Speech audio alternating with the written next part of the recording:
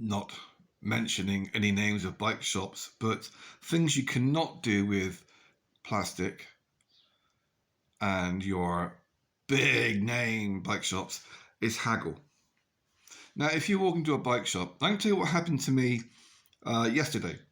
Went in for a service, MOT, fork seals. Turns out the rear brake pads were a little bit knackered because the caliper was sticking. The pads had actually cracked.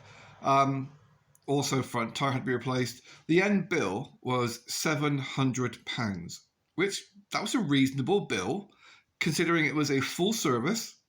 It was MOT, rear calipers resorted, cleaned up, set of pads. The rear pads were a good second-hand set. You didn't have new ones in stock, but to get through the MOT.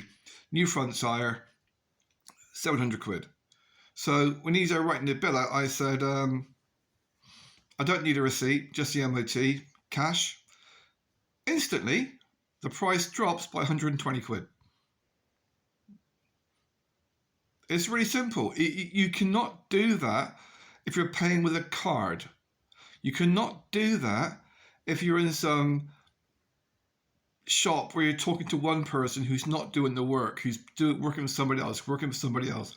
If you're talking to someone who actually owns the shop, who does the work, you can haggle. It's that simple. So it's worth doing it. Worst case scenario, they say no. Best case scenario, you save yourself 20%, 10%, 5%. In my case, £120. It's not rocket science.